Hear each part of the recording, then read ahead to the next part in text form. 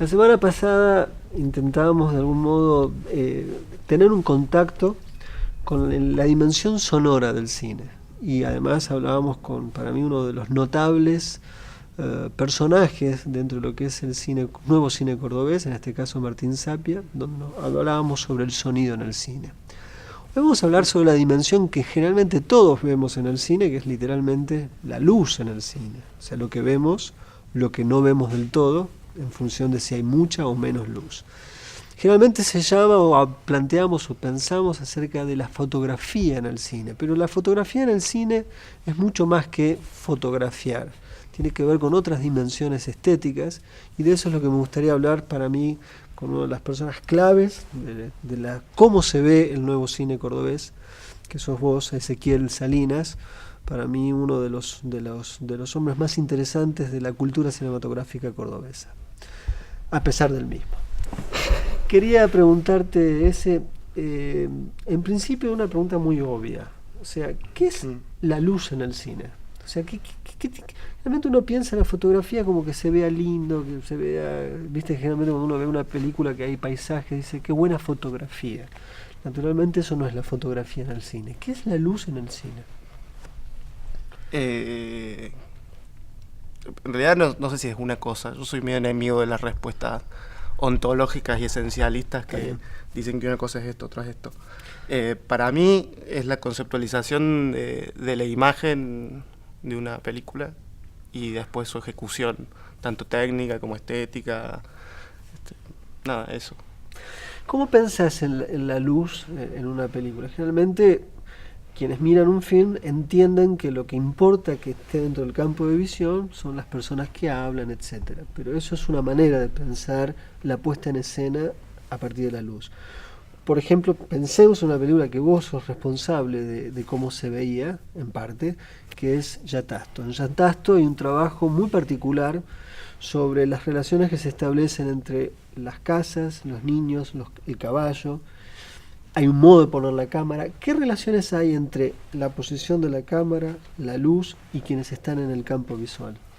Y, digamos, en principio la posición de la cámara determina la luz radicalmente, digamos, la luz cambia de acuerdo al punto de vista que uno tenga respecto a cada fuente. Y en otro sentido, digamos, la luz en sí mismo no es nada, si no hay una cámara que descubre un espacio que plantee determinada jerarquía entre un personaje u otro, o que muestre un orden de cosas, y si no hay algo delante de la cámara para filmar, la luz no es nada. Es un espectro de ondas electromagnéticas. Y para mí es clave siempre participar junto con el director con el que me toque trabajar, en este caso con Hermes, del cuadro que vamos a usar, de hacer juntos el encuadre, de entender el concepto que estamos buscando a través de los encuadres, que siempre determina la forma en que uno va a tratar de poner la luz, o ya sea si ilumina o si no ilumina, porque muchas veces no tiene que ver con iluminar, sino con elegir ciertos momentos, ciertos ángulos de luz que parecen más propicios para algunas cosas.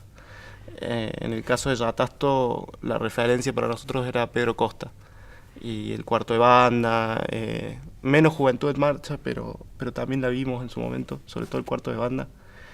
Y como que fue muy claro una cuestión de cámara en Yatasto, que era que la cámara estuviera siempre fija, digamos, y que todo sucedía en cámara fija. Incluso con Hermes probábamos en algún momento plantear ciertos movimientos de cámara, más por insistencia mía que por él, que siempre estuvo muy, muy seguro de eso. Y partiendo de ese concepto clave, se fue ordenando todo, digamos. Generalmente hay, digamos, los directores de fotografía trabajan con luces, pero en ciertas ocasiones se decide no trabajar con luces. Sí. O en otras ocasiones se trata de entender las dos relaciones entre la luz natural y la luz artificial. ¿Cuál es el concepto detrás de esto? Bueno, en mi experiencia particular, digamos, el trabajar con luz disponible y trabajar con luz artificial siempre tiene un orden de condiciones de producción, porque, digamos, plantar luces implica gente que plante esas luces y implica toda una dimensión de equipo por ahí mucho mayor que el trabajar con luz disponible, que permite otra flexibilidad, otro vínculo, en el caso con Yatasto, con los niños con los que trabajábamos, con las familias con las que trabajábamos. A mí hay una cosa que, volviendo a esto de la influencia de Pedro Costa en Yatasto, que me gustó mucho del pensamiento de Costa cuando empieza a filmar en Fontaíñas, en el barrio donde se desarrolla el Cuarto de Banda. Y es que él primero hizo una película industrial con luces, que en mayor parte es nocturna, que se llama Huesos, y le impresionaba un poco la llegada de todo un equipo que como una invasión desembarca en un barrio o en un lugar, digamos, en cualquier lado, y empieza a plantar luces que son potentes, son cegadoras, que hacen que la noche deje de ser noche. Y me llamó la atención que él reparó en un detalle, que era que las luces que usaban eran tan potentes y las casitas de Fontaña eran tan humildes y tan construidas de madera y no sé qué, que la luz se colaba por todos lados y la gente que tenía que ir a trabajar no podía dormir. Y como la gente no podía que tenía que trabajar no podía dormir, empezó a tener cierta mala predisposición para con el rodaje. Entonces también me parece que hay ciertos dispositivos que sirven para algunas películas y no sirven para otras, digo, y en nuestro caso que trabajamos en un barrio con gente que no está acostumbrada a la presencia de luces y donde realmente no era necesario y donde el equipo era acotado a 3 personas que intentábamos establecer una relación con los personajes con los que estábamos trabajando, la mejor opción es la luz disponible, que a su vez es la luz más bella, siempre que uno tenga la ocasión y el criterio como para elegir en qué momento, en qué circunstancia, con qué encuadre. Y por otra parte, en otras películas como Atlántida, que es la última película en la que estuve trabajando, que es una película que quizá en su orden de producción es más convencional y sí tiene un gran equipo y sí tiene actores y personas que están más por ahí acostumbradas a ese tipo de rodaje, y donde hay una condición de producción muy concreta, que es filmar una película en 30, 40 días, y para eso la luz natural quizá no es tan dócil, la luz natural hay que esperarla. Entonces muchas veces también la elección tiene que ver con el tiempo y con el tiempo que uno está dispuesto a esperar. Digamos, hay una dimensión que es la dimensión estrictamente del registro, pero posteriormente aparece esta idea de corrección de color en postproducción. ¿Cómo vivís eso vos como alguien que ha planteado una apuesta y luego eventualmente esto puede cambiar? Sí, pasa que la corrección de color, digamos, yo creo que también hay una cuestión como media quizá mitológica respecto a las posibilidades de la corrección de color. La corrección de color, digamos, es una herramienta que ayuda, que permite por ahí simplificar cierto trabajo, pero que también, digamos, no puede arreglar cosas que están mal planteadas de antes. Claro.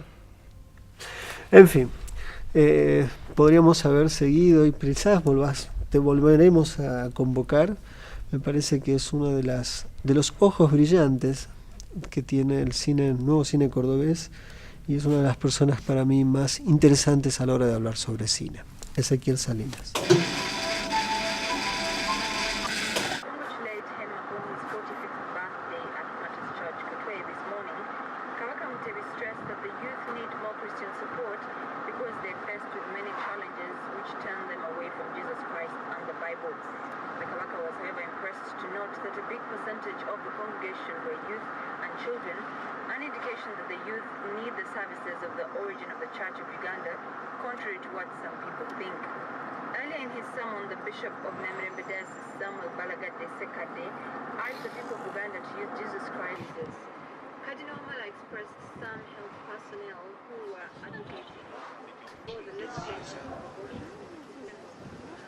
Fasten your seatbelt like this. ስዕሉ ላይ የተመለከተውን ያድርጉ። Unfasten it like this. በሚቀመጡበት ጊዜ ሁሉ መታጠቂያውን ቢያስሩት ይመረጣል። Please keep your seatbelt on. ይህን ሳብ አድርጋችሁ። Estamos viendo una secuencia que pertenece a un film bastante controversial de Abbas Kiarostami, que es ABC África, una película que filma en Uganda, donde Kiarostami hace un documental. Creo que también es un poco el descubrimiento de las cámaras digitales, pero más allá de este comentario, hay una escena clave en la película, que es el momento que una familia europea adopta a un niño negro, para llevárselo a Europa, ¿no? En esta especie de transacción global, donde los europeos pueden ir a un lugar, adoptar y en algún sentido, se supone, alivianarle y resolverle la vida a una persona que de otro modo viviría de condiciones paupérrimas. Probablemente sea así, quizás no. Digamos, hay ahí por detrás un fundamento humanista de esta idea. Sin embargo, curiosamente, hay un nudo, hay una línea que nos lleva de esa película a la película, una de las que hablamos hoy, que es Paraíso Amor, que es el costado de la economía libidinal, es decir, la economía del deseo. ¿Qué es economía? ¿Qué es dinero? Que son todos los europeos que van a los países africanos a obtener placeres corporales que no obtienen en sus propios países.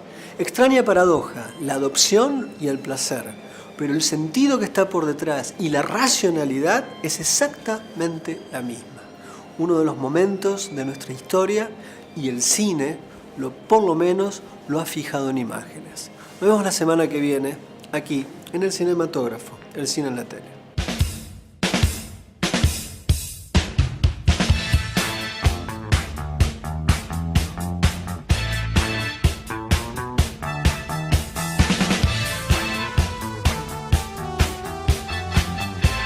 Sugerencia. Está ambientada on the road. Es un Vamos de nuevo. Hello, ladies and gentlemen. guía del señor Ulrich. Sailed. Exactamente. Vamos de nuevo.